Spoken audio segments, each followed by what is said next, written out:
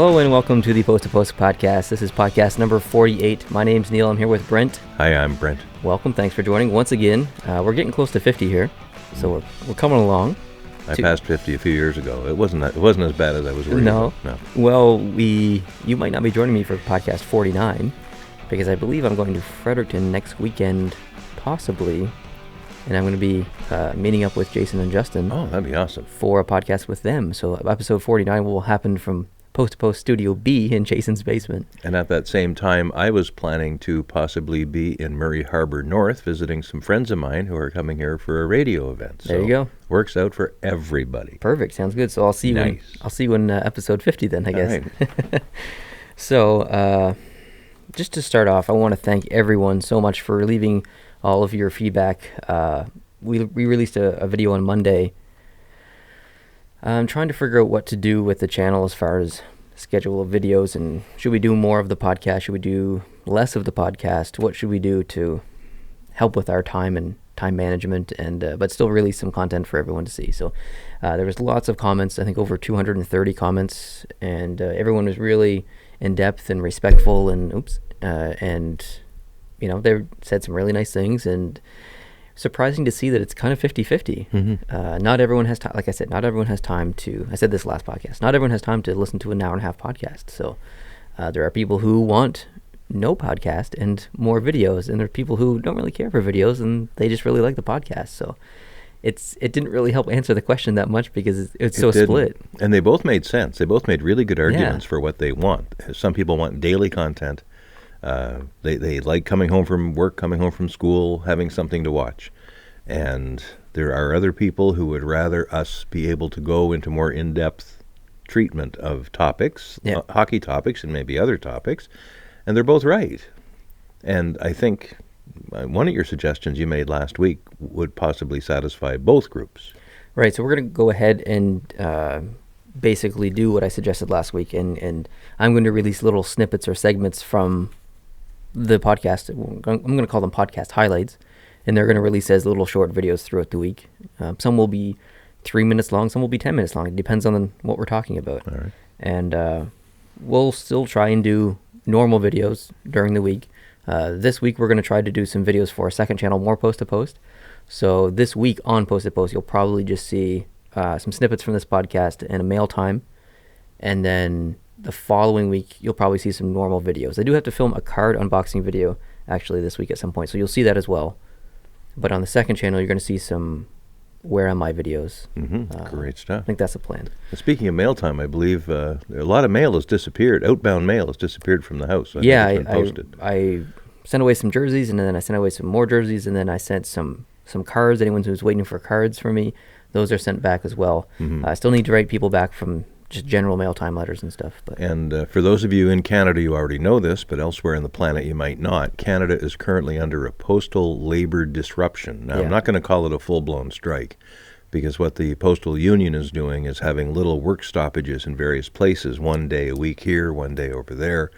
And some of the major sorting facilities like Toronto and Halifax have been affected. So exactly. Inbound mail to us and perhaps outbound mail from you is possibly affected by that. So if anyone's heard from you, I guess, that you've mailed something and they still don't have it after what they thought would be a reasonable period of time, that could be why. Yeah, so just if you are expecting mail from me, cards or a jersey, just know that it's in the mail, and it's going to get there. It just might take a little bit longer than usual, but it is on the way. Mm-hmm. The jersey that I sent to Finland specifically, I think the estimated time was it's like 4 weeks or something like that. So if you're listening, I do apologize for that delivery, a month delivery, but it was the only option. Well, it's the only option unless you want to spend $150 or something. Yeah. The next option was 2 weeks, and it was $141. I was just guessing. I didn't know. Yeah. So I'm hoping you can wait the extra 2 weeks. Ouch. Anyway. Yeah. So yeah, just thank you everyone for your feedback. We really, really appreciate it. And we're going to give this podcast highlight thing a go this coming week. So let us know how it goes. And I'll, we read all the comments, so we'll stay informed of what you're saying. Now, when we're doing the podcast, because we're thinking of that ahead of time, should we have little chapter headings when we're doing this in real time now? Like, should we think about it, or are you going to still be able to edit and slice and dice just by picking up the dialogue wherever you want? Yeah, the title of the video that's released will be like podcast highlights Los Angeles Kings, or Trouble in Los Angeles, or something like that. And then the video will just fade in or whatever. Okay. So, all right. Yeah, we don't have to preface each one. So I'd like to start off this podcast in hockey news and going through my players of the week, because I did that last week. Mm-hmm. And there's some people, some of the players and goalies had such amazing weeks. Did you see any of David Riddick playing for Calgary this week? No, I didn't. Did you watch the Calgary-Montreal game? I did. Oh, but you missed the first period because you were teaching that. Right. I was Calgary was in Montreal. And I think you missed it maybe the first half of the second? Yeah, it was about halfway through the second period when I came in. Yeah. He made some unbelievable saves in that game and a couple other games he was playing in. He played 3 games this week, and he had 100 shots against him in 3 games. And he saved 93 of them. And those weren't like 100 normal shots. Like, these were a lot of quality chances, more than normal quality chances. So he had a really, really good week. Mark Scheifele, 4 games played, 4 goals, 7 points. Ryan O'Reilly, 3 games played, 2 goals, 5 assists, 7 points. Sidney Crosby finally getting into his game. 3 games played, 5 goals, 7 points with an absolute beauty earlier this week. That Thursday night goal in Calgary. Edmonton or Calgary? I don't even know who it was against. It was just so amazing. I think it was Calgary, but unbelievable. Yeah, it was great. Miki Zibanejad, 3 games played, 5 points. Well done on the name pronunciation. Thank you. I appreciate it. He's playing really well this year. Yeah. Rangers are struggling. It's unfortunate, but if you've watched any of the Rangers, he's playing really, really well. Right. Max Domi, 3 games played, 3 goals, 5 points. Scored a goal from his knees last night. He has 11 points in 10 games now. Yeah. He's leading the Canadians in points. He's doing very well. And I know Galchenyuk started the season not playing because he was injured. He was injured, yeah. But he's back now, and I think he's going to be fine. But I think he got a point last night. Yeah. When you look at Domi, who was supposed to be, a mercy throw for this trade, a lot of people were thinking, well, we lost that one out of the gate. And it is still early. It is. We don't know. But the energy he brings to the team, he's changed the culture of the team. It's about his he loves being there. You can just tell he loves being there, and that's more to do with it than maybe his talent alone. Like it's his want. He loves to be there. So Anders Lee, 2 games played, 5 points, and he got like 4 or 5 points yesterday in that game. Kyle Palmieri, 2 games played, 5 points. He had a beautiful game, or some beautiful plays in yesterday's game against Philly. Darcy Kemper, 2 games played, 64 shots against, 62 saves, and his goals against average was 1. Semyon Varlamov, whatever you want to say, 3 games played, 89 shots against, 85 saves. He is playing unbelievable so far. Like Colorado, if you look behind me, Nashville's in first, Toronto's in second, and Colorado is in third, and that's huge thanks to Varlamov. So that's great to see. And you'll notice that these are in order of the standings as of today, except for Winnipeg, because I don't have a Winnipeg jersey. They slot in here somewhere. You do have a Winnipeg T-shirt, though, don't you? I do. I guess I could put it. You could throw the T-shirt up there. It would just look awkward, just as a and placeholder. Weird, though. It would, but at least they'd be represented some way. That's true. I should have done that next week if they stay in the top 10 or whatever. Yeah, they should have been moved up a little bit last night. Well, yeah, they should have won that game, right? Oh my goodness! To be up, we'll talk about the games, I guess, in a while. But to be up with, well, it was 2-0, wasn't it? In almost halfway through the third period, they were up, and then Toronto went boom, boom, boom.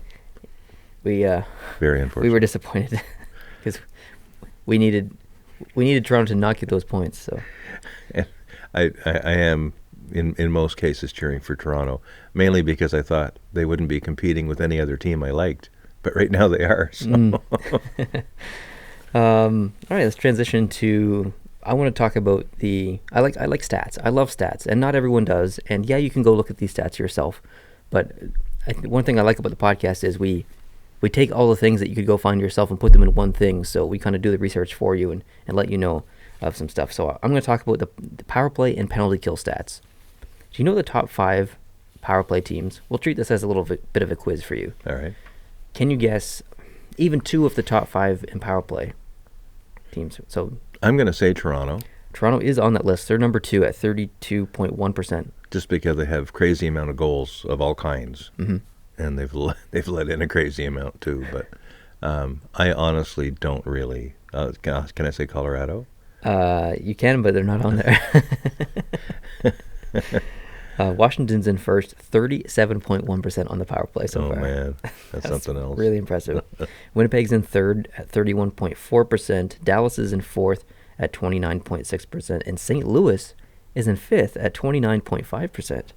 Usually, when the season gets going, and by the end of the season, if you have a team at 25, that's really good. It's outstanding. So yeah, the statistics are starting to normalize a bit now. They will level off. Yeah. Now the bottom 5 in the power play. You want to take a shot at that? Montreal will be one of them. No. Oh, because Montreal's overall numbers as a team on some of these metrics are very poor. Montreal plays really a great 5-on-5 hockey. And that's what's happening this year. Yeah. They're not so hot in the penalty kill. A lot better in the power play this past week, but up till this past week, it's not been great at all. Yeah. So the bottom 5 of the power play, in 27th, there's Carolina at 11.4%. 28th is Chicago at 11.1%. 29th is Arizona at 10.3%. 30th is Vegas at 9.4%. And in last place is the LA Kings at 8.8%. Wow. That's so bad. Again, these will normalize a bit as the season goes on. Yeah. How about the penalty kill? Can you give me the top 5 in penalty kill? One team? Who's a stingy team? Well, who's a stingy team? Well, they're stingy. Stingy in terms of not letting goals in. I'll say Colorado. You were right. Colorado is number 3 on this list. Only because you gave a cap to the goalie there a while ago. Yeah. That's 88.5% from Colorado. That's impressive. In first place is Tampa Bay, 95.1% on the penalty kill. That is this. Here's number 2, Arizona, who is playing really good hockey lately, 89.3. So we go from 95.1 to 89.3 from 1 and 2. Fourth is Pittsburgh at 88%. Fifth is New Jersey at 87.9%. Now, bottom 5 penalty kill. Want to guess a team? I'll say Toronto. Toronto? Yeah. Carolina is the worst. All right. 66.7% on the penalty kill. That's exactly a 2/3, right? Yeah. So 2/3 of the time. Well, or 1/3 of the time you're going to score on them. Exactly, yeah. Oh, my goodness. And most teams do take 3 penalties a game, so. Philadelphia, 67.5. They're in 30th. In 29th is Ottawa, 67.7. Florida's in 28th at 71%, and Calgary's in 27th at 71.8. All right. All right. You ready for some rumors? I'm ready for some rumors. Hit me with the rumors. Do you know any rumors? Well, not rumors about specific players, but there was a great amount of interest in Kyle Dubas traveling all around North America this past week. The Toronto media blew that up. Oh, yeah, going to every city and watching games one night, the next night, the next night, the next night. And he was in the crowds and in the stands and watching things, and everyone's trying to guess why he's there. So it's not really a rumor, but it's obsession with this young man. Well, the only player that I have to talk about in the rumor here is Toronto related. It's Nylander. Nylander, of course. It's the biggest name out there as far as rumors right now. And the context of his visits to these places, some of the suspicion was that he was maybe looking at what he could get for Nylander with some of these other teams. Did you hear what team is not? It's not official, but it's pretty much official. What team has been talking to Toronto about Nylander? I do not. The Carolina Hurricanes. Wow. So much so that I believe, or many believe, that Toronto has actually given Carolina the ability to speak to Nylander's camp about a signing, because if he gets traded, going to want to sign right away probably. He's in RFA, so apparently that's in the works right now. Right now? Right now. Right now. So, here's why I think Carolina is the perfect place for Nylander. Carolina currently only has 3 natural right wingers. Well, Nylander can play the right wing, and he can play it well. Carolina has $18 million in cap space, so money isn't money isn't a big deal for Carolina whatsoever. Mm-hmm. So that begs the question: who does Carolina give back? What does Toronto need? Defense. Exactly. Big time defense. So if this trade happens, I think Justin Falk is going the other way. He's going to be a UFA in 1 year, and Toronto needs experienced D. Justin Falk is an experienced defenseman, and he's pretty good. But he's been in the rumors in the past year and a half or so. So I think that maybe it could work both ways. It's not unreasonable, as now Falk currently makes $4.8 million a year, and this is on the cap. But the problem is that this is bad for Toronto because his contract was backloaded.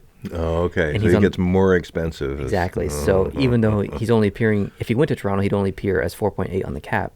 Toronto actually literally has to pay him $6 million because his contract at the first couple of years was like 2.5 or something like that. So Carolina, financially, this works well for them. Right. So, right. I don't know. We'll see, but I think that's the best trade scenario I could come up with in my mind. So if you take Falk out of the roster for Carolina, they actually now have $20 million to play with, right? Yeah, I guess. If you look at it that way. Well, and they still have to sign Nylander if Nylander came back. Yeah. So I guess you'd be losing some because he'd probably sign Nylander for at least 7. Oh, I think. Yeah, I think so. I think if he was available for 7, they'd probably have him signed by now. So he might be holding out for more than that. Could be. But maybe he would take a discount this year and sign like for a next year beginning contract at 7.5 or 8 or something, and everybody be happy. Depends if he wants long term or a bridge contract or whatever. But yeah. All right, so that's all the rumors I have. Very interesting. I know we're talking about Carolina, and on the night that Dubas was in Carolina, because he was actually there for one of their games, I happened to see the highlights from that game. And I mentioned this to you, I think, a day or two ago, about their celly that the team has. Celly. Now, I don't know if you want to talk about it now or later. later. Yeah, go for it. But Carolina, since, I guess, the beginning of the season, has adopted a celebration that the whole team does after they do a home win. And one of the players will lead the Viking. Yeah, and the fans get into it. And the fans all get into it, and the other team members get into it. See, this all started with teams coming out onto the ice, raising their sticks to their fans. At first, I would think of seeing it only maybe in the last game of the regular season when the team's saying thanks for a good year, for cheering us on. Now you see it almost after every game with some teams.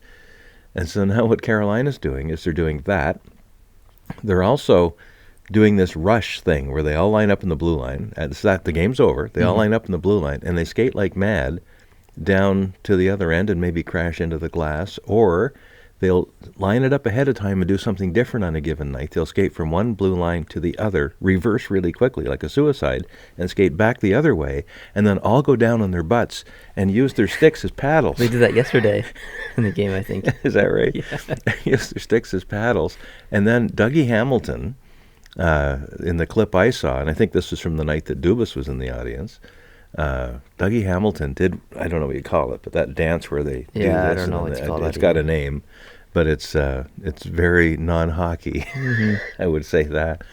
But it became a topic of conversation with, I think it was Brian Burke last night in Hockey Night in Canada. And he was very, very disturbed. He probably thinks it's foolish. He thinks it's foolish. Yeah. He was okay with the clap, and he'd only go that far. His worry is that other teams may copy this and pick it up, and it'll become a thing. Who cares? Not so much elsewhere in the NHL, but an AHL team might pick it up, or some junior teams or college teams might pick it up and start doing maybe not that thing, but other similar things, just to basically keep the fans in the arena to watch something. Isn't that the point? Well, I guess so. So what's the big deal? I don't have a problem with it myself. The NHL is a business, but it's a game first. It's a game, and you want fans to have a fun experience. That's the entire point, yeah. And now I think, frankly, that it doesn't need to become a thing with any other team. This could just be Carolina's thing. One of the names they give to this rush down the ice is the Storm Surge. The Storm Surge. Which I think is kind of funny. That's great. Because it is what you get with a hurricane. But anyway, like if you look at the New Zealand rugby team, the All Blacks, the men's team, at the beginning of the matches that they play, they do a special dance called the haka. And if you've ever seen the haka, yeah. it's very impressive, very frightening, I would think, if you're the opposing team member. and they're all staring at you, sticking their tongues out and advancing towards you and things like that. But I love that. Yeah, it's cool. And I love watching it. And no other team does anything because they don't have the same Maori culture that the New Zealanders would have, which is a good thing. But they just have made it their own. And I think Carolina hopefully can make this their own. It's only for home games. Yeah. And just have fun with it. Have fun with it. There was a bit of an issue in last night's version of that, though, because of their started doing this, all the camera people are now coming out on the ice. So they had like 4 cameramen and then a photographer or whatever. And when they reversed yesterday, they were trying to get out of the way, and some of the players tripped on a cord. Yeah, the wire. That went all the way to the camera, and there's 2 or 3 people that were on their knees in the middle of the ice trying to get out of the way of this thing, and the cord was all in. And one skate blade across that cord, and you're off the air. Yeah, absolutely. But I thought it was interesting. I hadn't seen it before, and it's my own fault. I haven't been paying very much attention to out-of-market teams that I don't follow. But when I did see a clip of it a day or two ago, after one of the recent wins, I was very impressed with it. I thought it's great. It just shows team spirit. I agree. And there's probably some sad sack in that team that hates doing it. Oh, probably. And maybe you can find them. They're over to one side going a lot slower than the rest with their eyes rolling. But for the most part, they seem to be in on it. And whatever works, right? Yeah. They're doing fantastic. They're in second place in their division, and they're having a blast. They're having a franchise season right now. I hope they keep doing it. Me too. I hope they just keep doing something fun. Agreed. And hope no one rains on their parade. Definitely. Right on. Milestones. Is it okay if I talk a little bit about milestones? You definitely can. I know one you're thinking of, but that's not first on my list. Oh, come on. Jason Spezza is at 896 of 900 points. So he's right there. He's getting close. Every game he's getting close. Here we go. Here's the one you're waiting for. Carey Price passes Patrick Waugh and wins for the Montreal Canadiens. He's at 290, and Patrick Waugh was, I believe, at 289. Correct. So that's pretty huge for Carey Price, and he's not that far off. He's from getting not. that number 1 spot. He might be able to do it this year. He might. Jacques Plante, I think, has 315. Yeah, it's close to that, yeah. So it's 25 wins. If you think of the 10 games already gone, Niemi's played 3 or 4 of those games, and he'll play probably another 15. Yep. So that leaves about 40 games, realistically, for Carey Price to get 25 wins. Not impossible at all. And if they do make it into the playoffs and squeak a few games out, it could happen this year. But it certainly will happen next year. Yeah, definitely. And just his play overall, we'll talk about the game later, but his play overall last night and just this season has been exemplary. Yeah, it's been very good. Yeah. Ovechkin passed Patrick Marleau in points. Did you know about that? I did not. So Ovechkin now has 1,136 points, and Marleau has 1,134. So it's I don't see Marleau getting that spot back. No offense to Marleau, because Ovechkin is Ovechkin. Yeah. But anything's possible. So these would be the highest active players right now? Yeah. All right. Active, whatever. He's not the highest active player. But I'm just saying that. Oh, he's not Ovechkin total passed, points? No. I'm just saying that Ovechkin passed Marleau. Okay. Do you know who is top in points? I don't. There's only one player. There's only one active player in the top 50 of all-time points. Do you know who it is? In the top 50? In the top 50 of all-time points. Only one active player. I don't know. Joe Thornton. You're kidding? Yep. Wow. I think he's in the top 25, actually. Good for him. Yeah. I did not know. Mm-hmm. I did not know. That's something. Crosby's just, I think he's like maybe between 10 and 15 points behind Ovechkin, but he's played far less games. Far fewer games. He had some injuries. That high ankle sprain took him out for months and months. And concussion and everything. Yeah. Mm-hmm. He could pass Ovechkin this year, but it's, I don't know. Ovechkin's playing pretty good, so we'll see. Yeah. Did you know that Backstrom has 200, okay, hold on. Backstrom has 601 career assists. 234 of Backstrom's assists were on Ovechkin's goals. That makes perfect sense. 38.9%. Thank you, Alex. Yeah, there's just a little bit of chemistry there. Yeah. There's another little bit of a milestone. You know who the oldest player currently active now in the NHL is? And he's only about 6 days short of his 42nd birthday. Oh, man. I guess I could sit here and try and think about it. I could probably get it after 10 minutes of thinking. But you probably could, but the viewers don't have time for exactly, so hit me with it. It's Matt Cullen. Oh, yeah, that makes sense. Yeah, he was going to retire Yeah. a year and a half ago after that Cup win. Yep. And stuck around, and he's playing very well this year. Yeah, he is actually playing very well, and he looks like he's got lots of gas in the tank. They interviewed him last night. Scott Oak interviewed him, and they played a bit of the interview he did on the ice with him after he'd won the Cup, saying, and when he basically announced, I'll think about it for a while, but this is probably it. I'm probably going to retire. And he didn't, and so they went back to the live shot with him, and he looked all full of P&V, ready to roll. So he's good. Yeah, good stuff. Yeah. Have you been paying attention to the streaks? A little bit, but I couldn't make any money on Jeopardy with streak questions. We've got a team on a 5-game winning streak as we're filming this. We do. Do you know who that is? I believe. Oh, maybe it's not. Maybe it's not Pittsburgh. They're on 4. They have 4. They have 4. Yes, you're right. Right. It's a West team. Okay. It's not L.A. It's not L.A. That's for sure. Is it?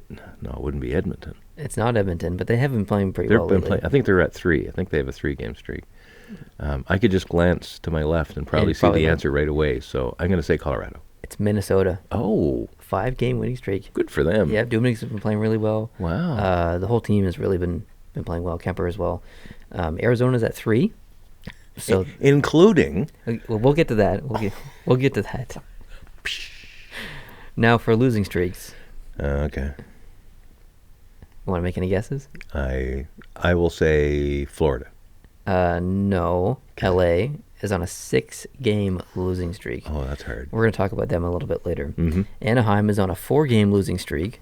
So their season's kind of turned around a little bit. Now they're playing much like I predicted that they would play. So, are you going to reinstate your prediction of a slow start now? I'm going to reinstate my prediction of a slow start. Exactly. All right. And the Philadelphia Flyers are on a 3-game losing streak. And I want to talk about Philadelphia, but we're going to save it for. We're going to review the games that happened last night, and I want to talk about Philadelphia then, all basically. Right. And so that's a good segue because the next on my list is those games from yesterday. Okay. I think you have some notes probably on some of these. I do on some of them. Yeah. I'd like to go through in order of the games as they happened. So the first on my list is New Jersey and Florida. Mm-hmm. This was the score was 3-2 for New Jersey. Did you watch any of this game? I did not. Do you know how it ended? I do know how it ended. Other than the score of 3-2? Well, no, I don't know. I didn't know there was anything odd about the ending, although Florida scored 2 goals in the third period late. It was 3-0 with 5 minutes left. Yeah. And Florida scored twice. Mm-hmm. So it's... I mean, they could have scored a third there. There was only, I think, 19 seconds or something left after that second goal. But it's not as close as the score dictates. Mm-hmm. New Jersey played really well that game. And but, man, oh, man, there was a lot of 2-on-1s in that game from what I saw. So some defensive lapses for sure. The Islanders played Philadelphia. I watched a bit of this game yesterday. Islanders won 6-1.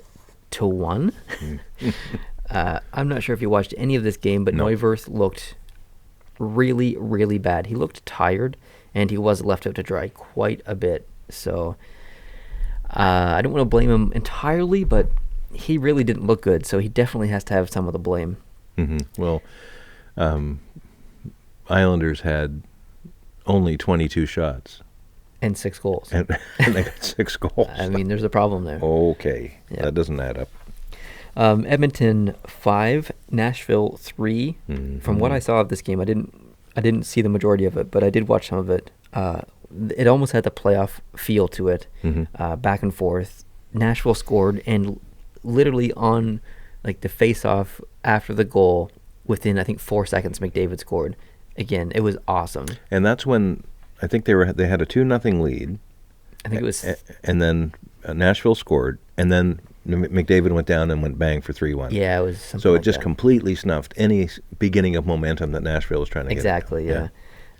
Saros did look good. I mean, Nashville lost, but Saros looked good. He made some incredible saves in the first period, but the Edmonton Stars looked better. McDavid was skating. Draisaitl was his usual accurate shot self, and Forsberg got a hat trick. Mm-hmm. I think 2 were assisted by PK Subban. Okay. I think on the power play, both of them, maybe at least one was on the power play. Yeah, scored all 3 goals. Yeah, and nice ones too. Nice wrist shots. Cool.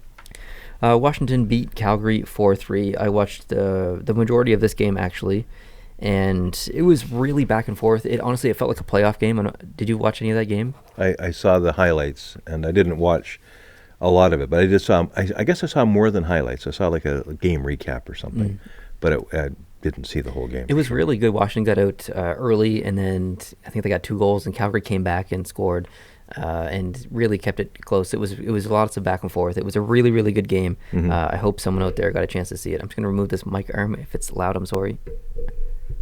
It wasn't too bad. It wasn't too bad. But, the Montreal-Boston game, I know you've been waiting to talk about this. Montreal wins 3. Did they play last night? I don't know. Montreal wins 3-0. Oh, wow. Carey Price looked great. He made some windmill saves. Yeah, he had a windmill save that they then posted side by side with one Patrick Waugh did probably 25 years ago. Oh, cool. And it was the leather. You know, it was the left glove leather and all the way around. And Patrick Waugh did a similar one. They could almost superimpose them one on top of the other. The only difference was Carey Price was a little farther back, closer to his crease, whereas Patrick Waugh had come out more for his. Okay. Otherwise, the body motions were identical. And I got thinking, you know, was the windmill save just a show-off thing? And I've decided it's not. Because when you're flashing your leather out there to get that puck, let's say you only get a piece of it. If you hit the puck and only get a piece of it while your arm's in upward motion like that, chances are greater that you're going to knock it off its trajectory for the net. That's true. You'll knock it up instead of just slightly in another direction. So I think there's a science to the windmill save. That being said, they look amazing. Well, they're gorgeous. Another thing is too, even if you're right there, and I think you are, your hand doesn't, for a goaltender, doesn't rest in a natural position of being up. Your hand is down as a butterfly stance. So your arm's always going up to make glove saves. That's true. So that's a very good point as when well. They probably just keep it going a little bit. For some that was great. Thank you very much, Gary, and thank you, Patrick. You've given me many joyful moments over the years. Exactly. Carey Price looked really good in that he looked non-spectacular again. He just looked normal. He looked normal, which is amazing. When he's normal, Carey Price, he's the best goaltender on the planet because it's all about positioning. Yeah. It's all about where he's at, so he doesn't have to do those extension type saves. Yeah, he's a very good positional goalie for sure. Yeah, but there were a few where he had to bring it. But most of the pucks that he stopped, he had a good look at them. He could deaden them and kill the play and smother the puck in front of him and go to a whistle. This win was more about Boston being not great, more than Montreal being good. Montreal played decent. Gallagher scored a very pretty goal, but most of Boston's shots came from the outside and right in the breadbasket of Carey Price, and they just didn't really have the effort there. I don't know if they were tired from a previous game or what, but I don't know. They didn't look like their usual Boston self. They didn't, and all the regular players were there for the most part. They had, I think Krug is out, but Marchand and Bergeron, they were all playing. Gallagher's goal where he dekes a cherry and walks in and just he picks a spot now. Of course, your Glenn Haley's of the world and your what's his face Kelly Rudy. It's all about the different goalie equipment, and they're still not adjusting to how wide they are when they try to close off that post. It's all about the equipment change. But I think it's about laser shot. In the case of Gallagher, it was a beautiful goal. That's your biased opinion? No, it's not biased at all. It's very scientific. I thought Domi's goal it's a little garbagey because there was just such a scramble in front. And there was going to be a penalty on that play. There was. Anyway. The arm was up, and he was about to blow something down, and then the arm went from up to pointing into the net and then pointing at Domi. Although it looked like, I forget who else had their stick right in the corner there, and I thought maybe it bounced off another Canadian stick. Didn't matter, as long as it went in. Then there was a goal that was called back. Yeah, Boston actually scored in this game. They scored, I think, a goal that Carey Price would have wanted to have back. Absolutely. Because it was a floater almost. It was a floater, and it went in over his shoulder. But it was offside at the blue line. It was clearly offside. Yeah. I thought it was. The minute it happened, I said, they better... I thought that too, yeah. They better review that damn goal because I think it's offside. And sure enough, they did, and they reversed it. If that goal had not been overturned, it would have been 2-1, I think the whole complexion of the game changes. Totally, I completely agree. Yeah. Yeah. So it's a little bit of luck there, because just by an inch or two, that goal would have counted. And I think Boston did pour it on the third period. They poured it on hard. Montreal did what it often has done over the last several years, and they get a bit more defensive, which is the worst thing you can do. But for the most part, they played in Boston zone for the first two-thirds of the game anyway. And in the third period, Carey Price had to be himself to get that win. He wanted to pass Patrick Roy to get into second place. He wanted to do it by a shutout if he could. And near the end there, it was getting close. Getting dicey, yeah. Oh, man. And at one point, number 24, Montreal. Deneau? Yes, Deneau, sorry. Price went up to him and said something to him just before a face-off, and I don't know what exactly it was, but the puck was dropped. Deneau was over along the boards, and one of the Boston players tried to shoot from just in front of him, and he went down and blocked the shot with the inside of one of his knees. And when that puck hit him, he went down. I mean, he was in bad shape, just momentarily, like probably just a big stinger. It wasn't permanent damage. But then the puck went back towards the blue line, and Deneau, there was no way he was going to get off the ice, so he got up as far as his knees. And when the puck came back towards him, and by then Buffalo had pulled the goalie. They're down. Buffalo, eh? Or Boston had pulled the goalie. They're down 2-0, and it's less than 3 minutes to go in the third period. And they're coming on really strong.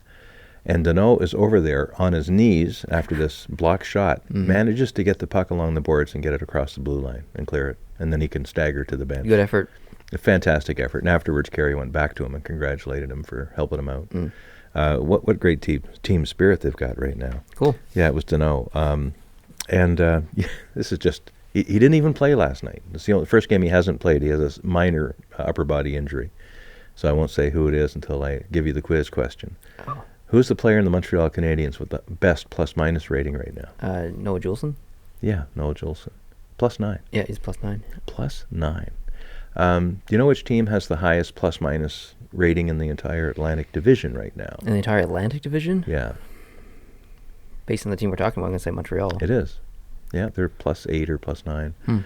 And there's other teams very close, of course, but that 3-0 win really shoved them up there. So they're doing really well. So I guess that's the extent of it. The last thing I'll leave it with is Price's numbers. When the game started, he was at 2.48 goals against average. And when you have early games in the season, when there's a smaller sample size, he went from 2.48 to 2.13. Yeah, it's a big jump. And his save percentage went from 906 to 922. Ooh, that's better. That's better. So all in all, a pretty decent game. Yeah, pretty decent game. Oh, yeah. The Toronto-Winnipeg game, this one was tough. Oh. Wow. So it's good, though, because, I mean, I was rooting for Winnipeg because I didn't want Toronto to get those 2 points, but Toronto really showed a lot of resilience in that third period, coming back. Especially without Matthews at that point. Yeah, because he left, yeah. Yeah. So, I mean, they did that. That's how you have to win. Games like this is exactly the type of games you look for when you look for a cup contender. Teams can win every night of the week and be good, but when you're down in a game 2-0 in the third period, the games that you can come back in that situation and win, that's a Stanley Cup caliber team. So yeah, pretty cool to see. A lot of grit, determination, and facing adversity. Not only adversity on the score sheet, but adversity in that you've lost arguably your best player. And he may be gone for a while, the way he went off the ice with that bad shoulder. And they move Kadri up into his spot. Kadri gets a goal, and they score all these goals in the dying minutes of the third period and walk away 3-2. And it must be heartbreaking for Winnipeg. Hellebuck, I'm sure, played a great game prior to the last little phase of the third period. And it's not like if they were playing Detroit, no offense to Detroit or Detroit fans, but if they had came back in the game against Detroit and scored 3 goals and won, people would have been like, oh, well, I mean, they deserved to win regardless. They're kind of playing Detroit. Detroit's struggling a little bit, but they did it against Winnipeg. Yeah. And Winnipeg's playing really well. Like, they're a Stanley Cup contending team. Absolutely. So the fact that they not only came back, but did it against Winnipeg, even more impressive. Yeah. And the 2 goals they got to make it a real game they're 26 seconds apart. Yeah. And you wonder if Winnipeg had that same collapse, deflation that Montreal always has when they get scored on late. Because Montreal's blown some third period leads. Oh, more than a couple. Mm-hmm. And actually, there's one this year that's just devastating, where they had a 1-goal lead with a minute and a half to go. I don't even want to talk about it. Okay. All right. Buffalo and Columbus. This is the game I didn't get to see any of, but Columbus won 5-4. Isn't it nice to see Buffalo be competitive? Oh, it's absolutely, because it was overtime. They took Columbus to overtime. Yeah, that's fantastic. This on is the great. road. Yes. Columbus was the home team. I'm to be honest, I'm jealous I didn't get to see any of that game because it looked like it was pretty good. Mm-hmm. St. Louis and Chicago. St. Louis won 7-3. I didn't get to see any of this game either, unfortunately, but it looks like St. Louis is starting to get their team back. Mm-hmm. Really, they have had some moving pieces in the offseason and stuff, and maybe some chemistry issues at the beginning of the season. Goaltending starting to come around a little bit, so hopefully this trend keeps up because I do like St. Louis. Yeah. They played a great defensive game. They limited Chicago to 19 shots in the whole game. Oh, only 19 shots? Only wow. 19 shots. And Jake got 16 saves, so cool. Good for him. Minnesota beat Colorado in a very close game, 3-2. Did you see any of this game? I did not. You should go watch the highlights if you can, and look for the Dumba hit against Kerfoot. Kerfoot was entering his zone, and Dumba he was skating backwards and then just stopped and kind of pushed forward and just leveled Kerfoot. It was a very clean hit. It was awesome. It's one of those hits that you only see about once a week. Mm-hmm. So after this podcast, go look for it. Now this game, Arizona versus Tampa Bay. Arizona won 7-1. What? Did you see who was in net for Tampa? I didn't. It was not Vasilevsky. Oh, it wasn't. I see now. Louis Domingue. Yeah, Domingue, yeah. So he was in net, and that's not really a shot at Louis Domingue.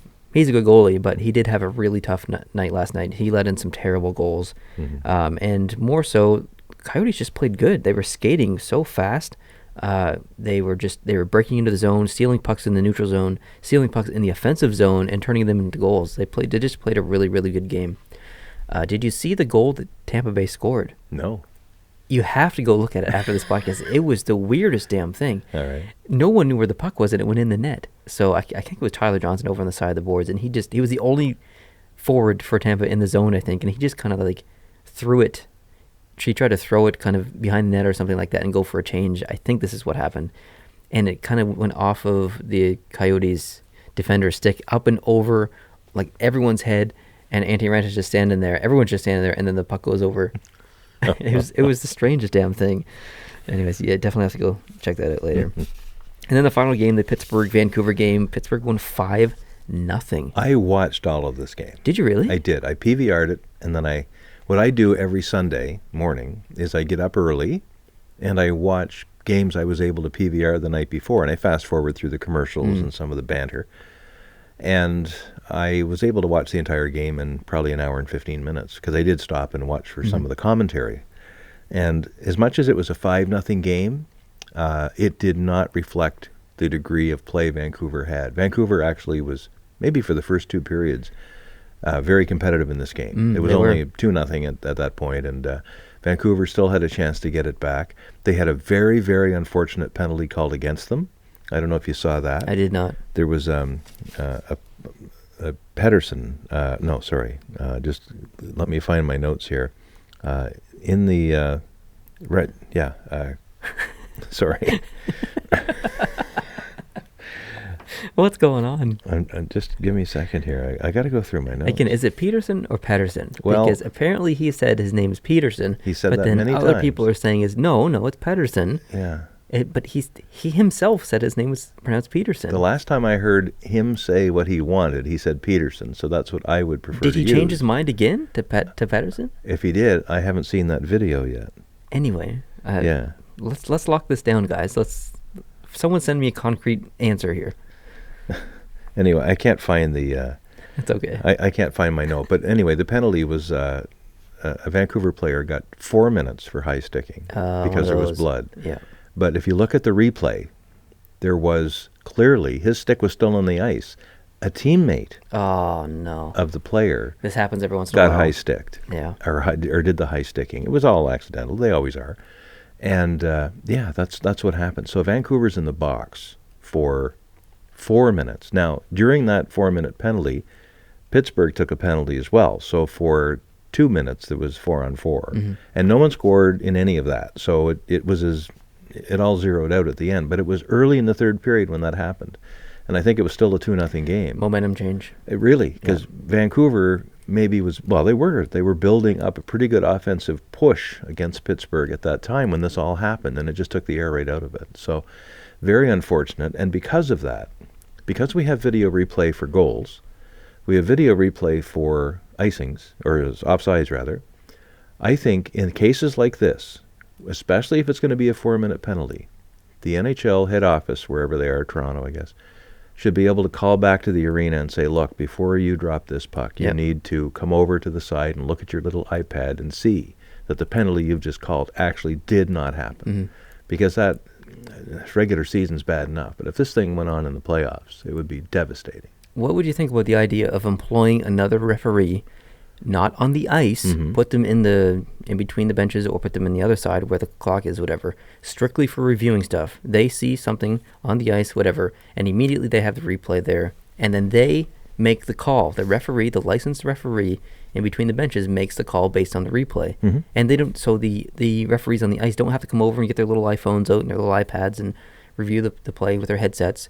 They can go over, talk to the referee that's already in there to make the decision, and then he just lets them know, because he's a licensed referee. He has the ability to make the call. I'm okay with that. Good, me too. Let's get her done. Let's get her done. NHL, you listening? Yeah, let's do that. I'm all in favor of being more accurate. Yes. Just being more accurate. And it was just a perfect case. Maybe this is one they can use at some board of directors meeting in the future to say, look, see, here's another one. Now, as much as I say Vancouver played well, they did, no question. They play a lot like Montreal, actually. They're just very, very fast at getting the puck back out of their zone and back down the other way. A lot like Montreal. And usually that results in a win for them, just not so much last night. But there were some bad lapses in defensive coverage. There's a goal where Crosby, he goes right between Goodbranson and Delzato. They're both backing up. It's a 3-on-2. Crosby's the guy in the middle, and he just skates between them. And then he gets the puck, and it's over. And there was a few other goals like that where Crosby or Malkin is just left over to one side and no one even looking at them. Yeah, Crosby scored a really nice goal. I think it was a tic-tac-toe play. Yeah, it was very nice. Just beautiful. Did you see the Markstrom save in the first period? I did. The skate? Yeah, they were starting to call it the Scorpion save, but the skate didn't come up high enough. But it was amazing. It was really good. Yeah. Highlight reel for sure. It was just amazing. So that's... they did another honoring of Bob Cole again. They announced that he was calling that game, and he was.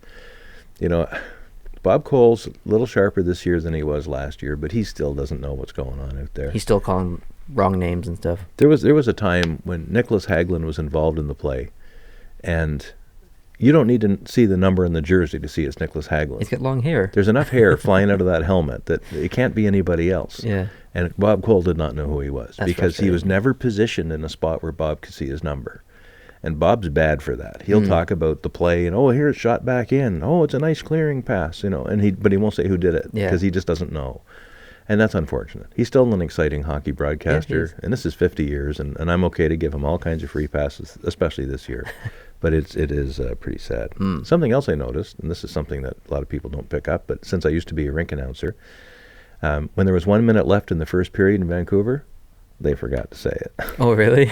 It was not there at all. I went back and listened. I said, did I miss the announcement of the 1 minute? Because I always wait for it. And it wasn't there. Only you would... Oops. Jeez, are you... Sorry.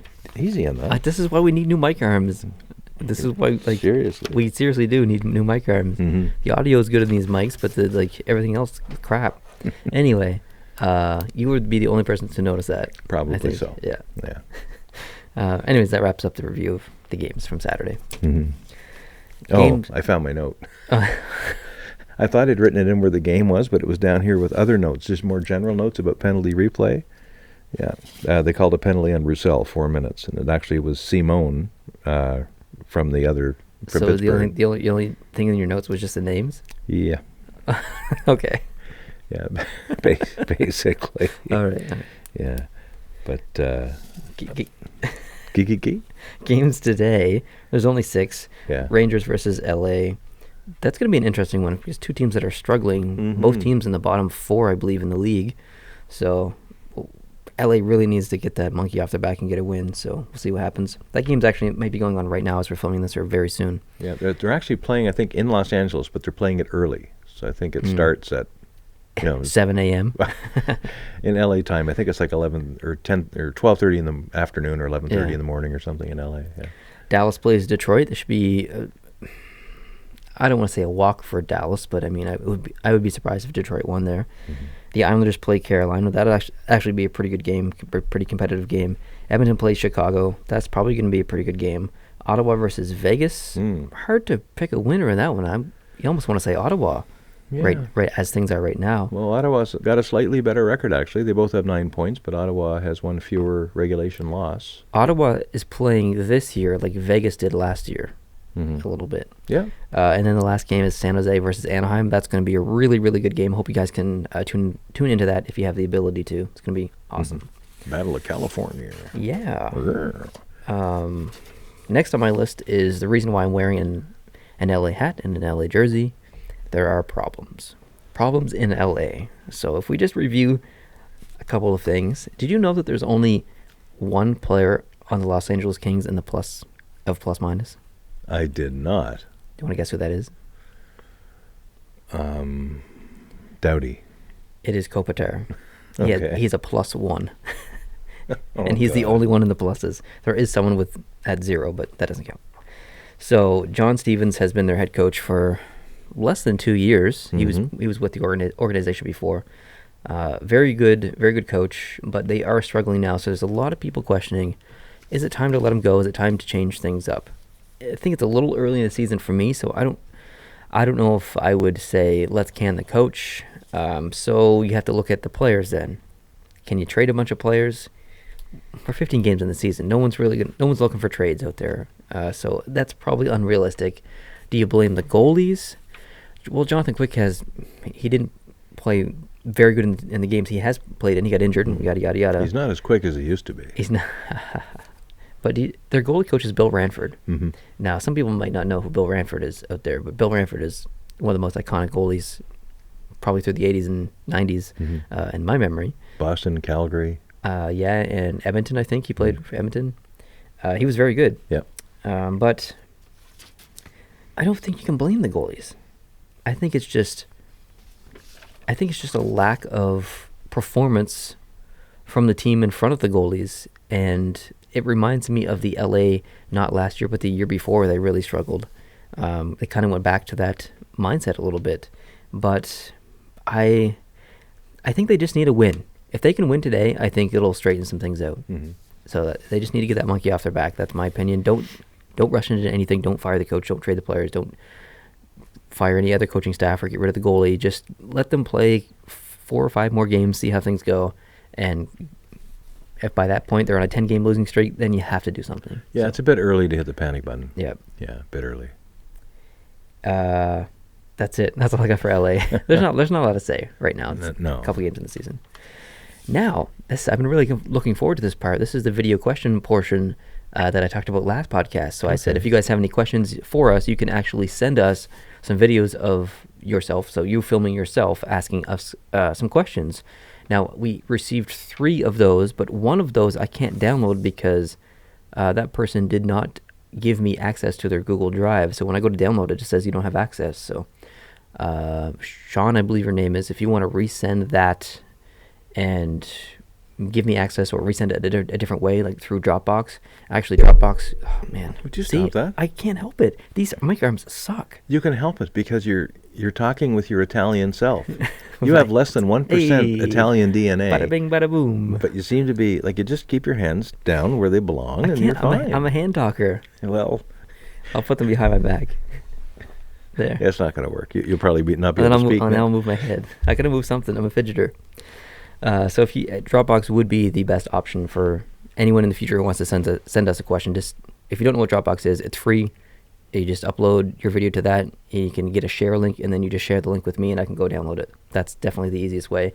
But you can email your videos to us at posttopostshow@gmail.com if you have any questions.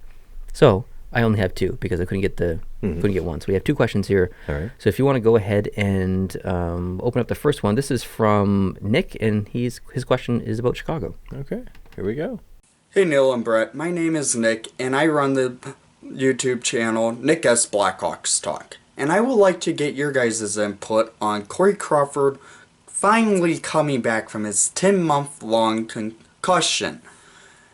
Can you see the Hawks having a true boost in momentum going into the rest of the season? I know it's early yet, but I feel like it's a possibility with having one of the best goalies being back. I feel like it can help the team in a all-around play, even though the Hawks defense is kind of weak at points. Thank you for taking my question, and most of all, let's go Hawks. All right, so great question there from Nick. And just a quick note, the jerseys in behind him look a lot like the jerseys in behind us. So it looks like he collects jerseys, so that's great to see. Yeah. And he had a very good question about Crawford. So he's been back for a couple games now, I think 5. His goals against average is 2.44, and his save percentage is 919. Those are pretty respectable numbers after you come back from a concussion. So I think just looking statistically at his numbers, things look pretty good. And if you look at the rest of the team, Keith and Seabrook, in my opinion, really have declined over the past 18 months. I think he mentioned that there in the video, that the defense is questionable at times. So I think he made some good points there. And I agree with him that Crawford coming back does give the team a bit of a boost.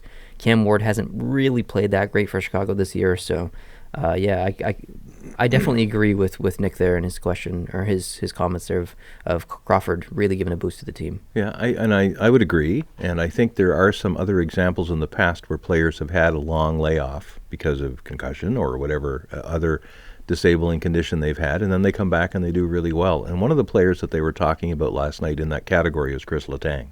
Oh, yes, that's a really good example. And he was out for a long time, and it really didn't look good for him to be an effective returning player. But this year, he's outstanding. Maybe playing the best hockey he's ever played.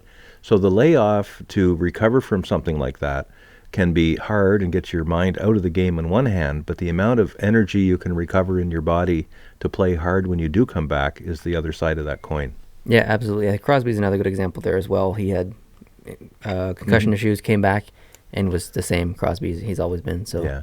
So nowadays that we know more about concussions, we can have much better care for players or anyone when that happens, and a lot of very intense medical follow-up and protocols, and when they do come back, they're ready to come back. Exactly. Rather than trying to come back too early because the owner wants them back in or something, right? So I'm optimistic. I agree. All right. Next question comes from an unnamed person. They didn't say their name, but it's about San Jose, so go ahead and play it. All righty, here it comes. All right, post to post, how would you rate the San Jose Sharks' current season? A, B, C, or D? All right, San Jose Sharks. How would I rate their season? It's a tough one because I think although they are playing well, they aren't playing as well as we expected them to. Carlson coming in, some other changes and stuff. So if I had to apply a letter grade to them, I'd probably say B minus. If I can add some minuses and pluses, I'm going to say B minus. I'd be in the B range. They're leading their division, which is good, but their division is so competitive that they're only really, I think, 2 points ahead of the second to last team or the third to last team in their division.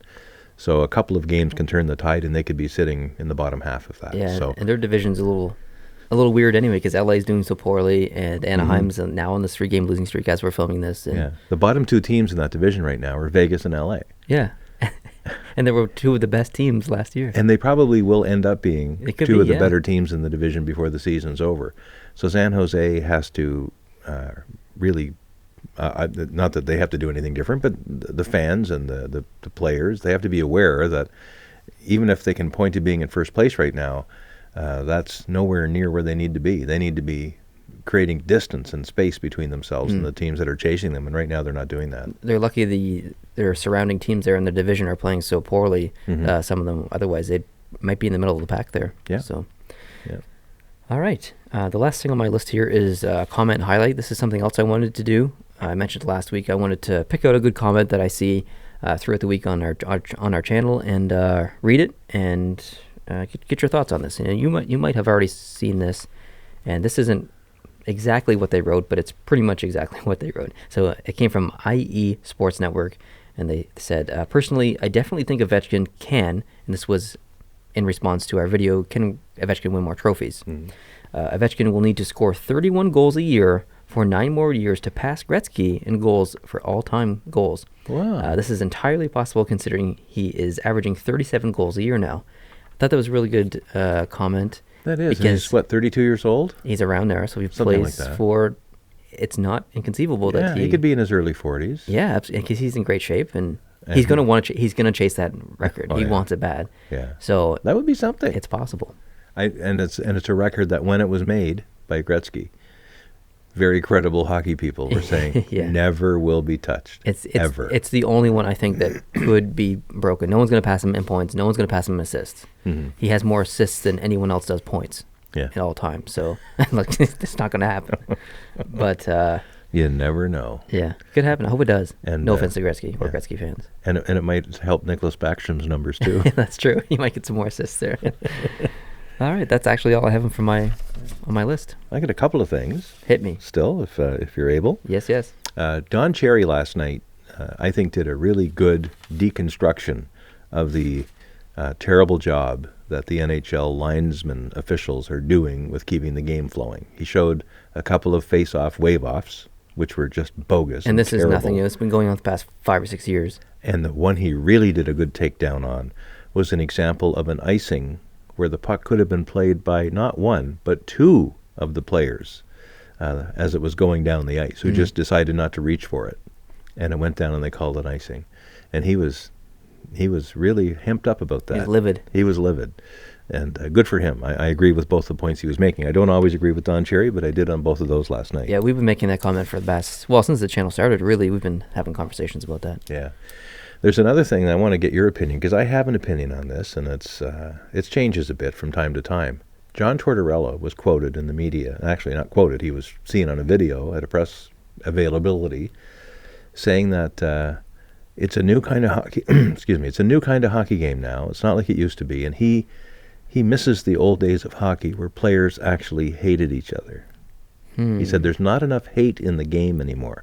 When you see players in the warm-up talking to each other and joking around and even getting ready for the face-off, players from opposing teams talking to each other. And this was, they came back to a Brian Burke piece on the Hockey Night in Canada, and Brian Burke agreed with Tortorella. He said there isn't enough animosity and truculence, I think is what he used in the game, anymore.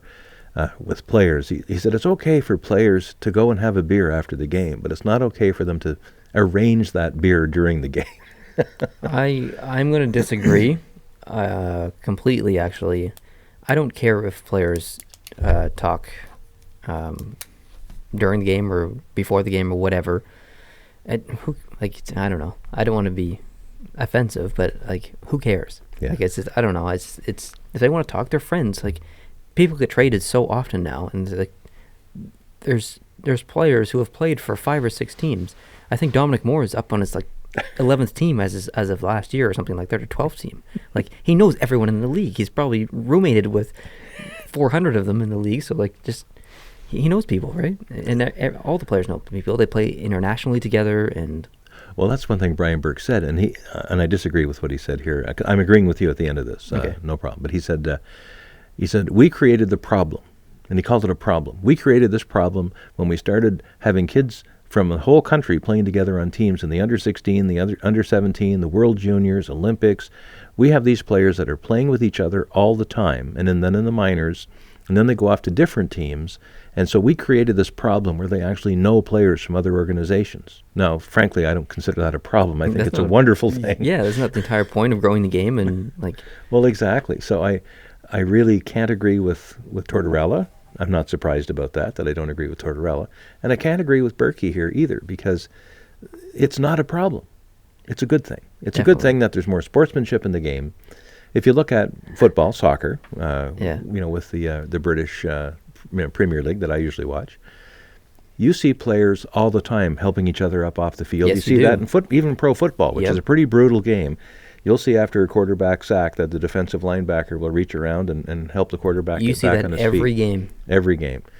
And, there's lots of, they're not congratulating each other after a big play or anything, but you do see a lot of commonality of purpose. And this actually became a thing, if I'm not mistaken in memory here, prior to the first large NFL players strike that I can remember.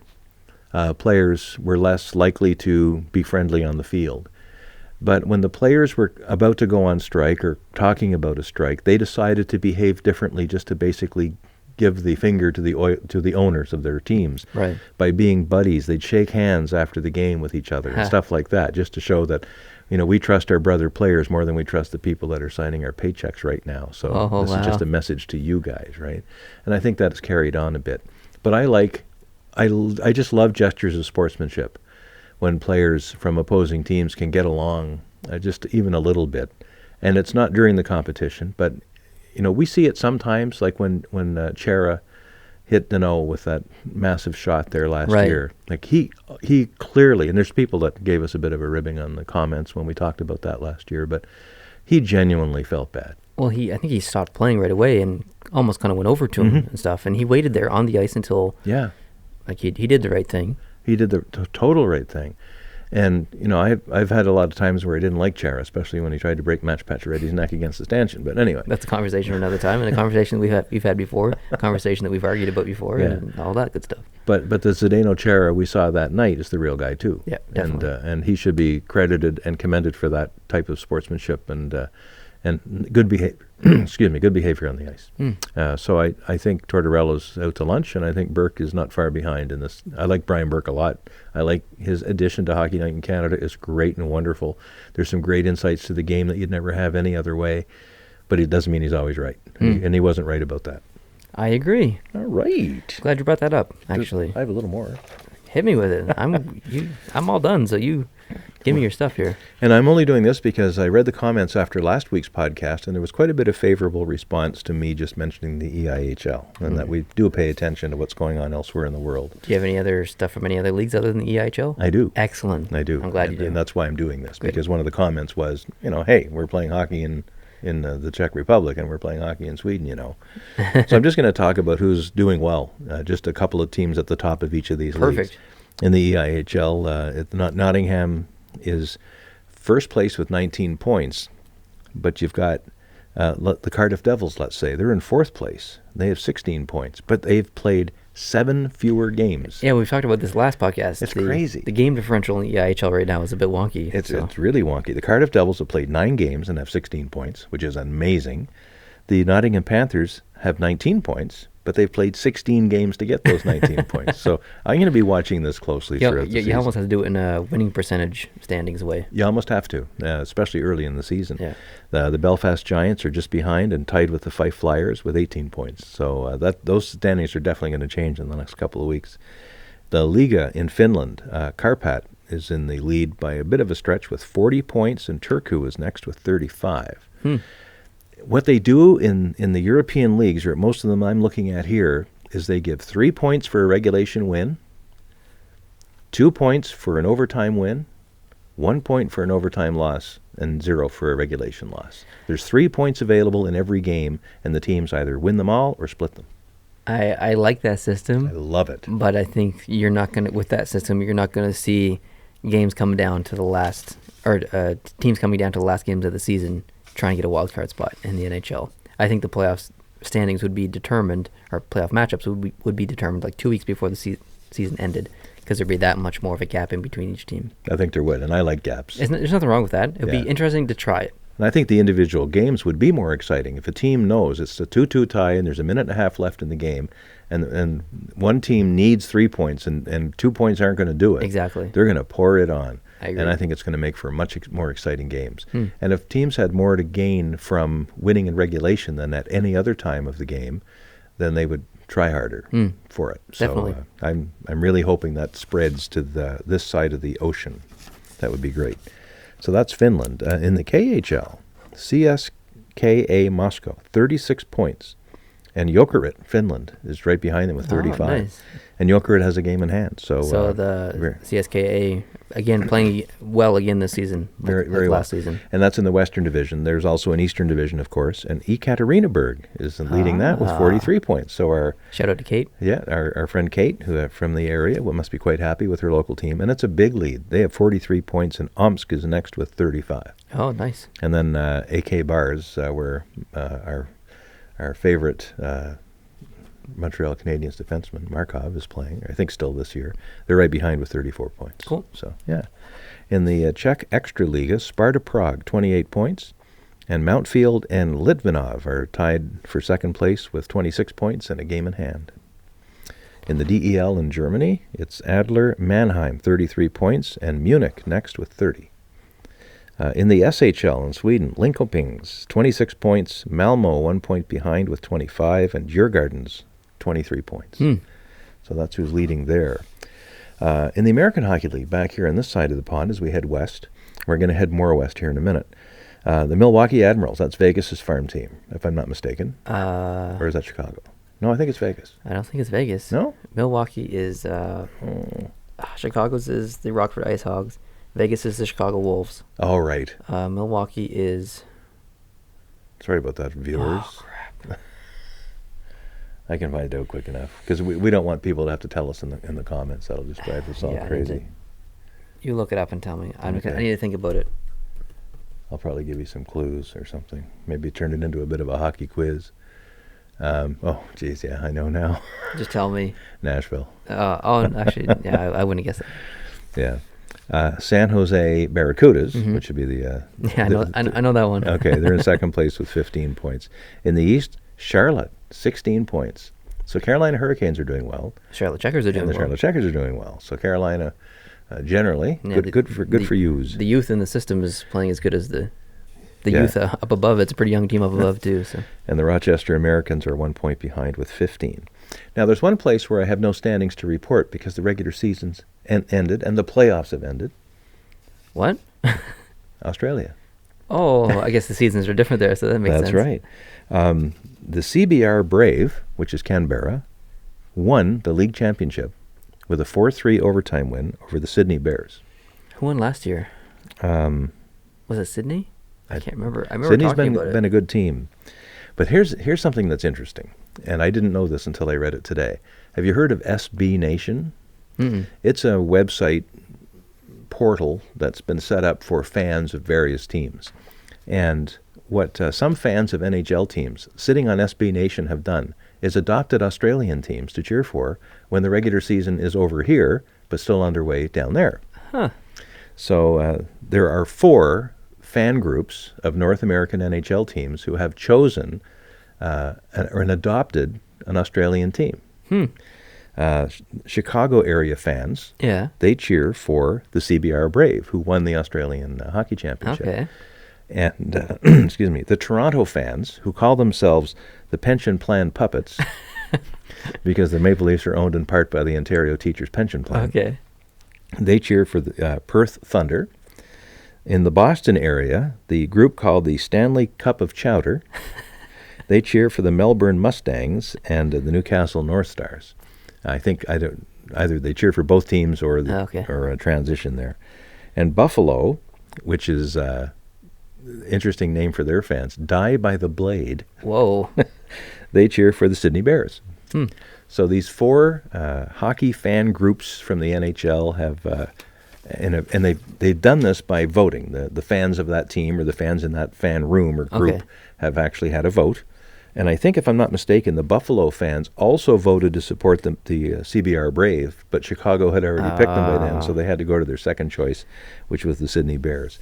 So Australian hockey, I don't know if the Australians necessarily know this, and there are a few that would be watching and listening, but there are North American fan groups that are now starting to follow your teams during your regular season, which is our summer and your winter, and we should be paying more attention. Absolutely. Yeah. I was going to say something, and then I forgot. On Facebook, there's a group called NHL Fans in Australia, and there's like 7,000 plus people in this group, and they talk hockey all the time, talk NHL hockey all the time, and it's just Australians. It's pretty cool. I was a part of it. They let me join. But then I was getting spammed with notifications of posts and stuff, so I had to leave. But I shouldn't have been in there anyway. I live in Canada. You can just turn those off, though, can't you? Yeah, but I want to know what's going on, and it was just too much. So, So you want to know what's going on, but you're knowing too much about what's going on, so you've chosen to not know anything about what's going on. yeah, I need to know what's going on about 30%, and I was getting about 80%. So I didn't have a knowledge limiter on Facebook. So That's funny. anyways, that pretty much wraps it up for this podcast, I think. Yeah. Anything- When's the next Have Any Yak? Because there was some discussion on the comments from last week about when they wanted to see that. I think there was some support for more of that. Yeah, that's going to be tough because Is there a chance we could roll this into a Have Any Yak on some days where we talk hockey for an hour and then we run out of hockey news and we haul out another book and start doing the yak? yeah, I mean, we could do that. We could, if there's not much to talk about in the world of hockey, we can just, if we're coming up on, and we're at we're at an hour and 16 minutes right now, so that's pretty good for today. Mm-hmm. But if we end up finishing a podcast and it's like 45 minutes, we can just chat. If you guys would like, that's way easier than stopping this Mhm. and resetting the set and filming an actual Have Any Yak podcast. Oh, It's just- yeah. and then me editing a whole other. It's just it's a little time consuming. So the other alternative is to not do a podcast one Sunday in a month and just do a Have Any Yak instead. Mm-hmm. And so there's a couple of options there, but let us know. Yep. Let us know. There's a couple people who said they liked the natural conversation that we had that was non-hockey related at the end of last week's podcast. So Mhm. we'll continue to do that a little bit if we run out of news. But All right. I guess I'll wrap it up here. I want to get this edited and put up and then split into little sections and see how that process goes for me. It's a new process for me, so I need to know how long it's going to take and how I'm going to do it and how I'm going to make the thumbnails and all that stuff and for this coming week. So There's still some extra work involved on your part, for sure. there's lots of extra work. Yeah. Yeah. Don't forget to upload to Podbean. Here's something. Did you notice last week when that went up? The audio version of the podcast? Yeah. It went up before the video version. Ooh, I like that. Yeah, only like 15 minutes before, but still. It wasn't a week late, so that's better, right? That's much better. I'll try and do the same thing or something similar this week. So Right on. thanks, guys, for watching. I really appreciate it. If you're not subscribed to our YouTube channel, I hope you can hit the subscribe button. Like this podcast. If you did like it, leave us a review on iTunes or Google Play Music. And yeah, hope you're having fun watching hockey. He is freaking out about the Canadians right now. I don't know why, but anyway, have a good time watching hockey this week, guys. We'll catch you later. Adios.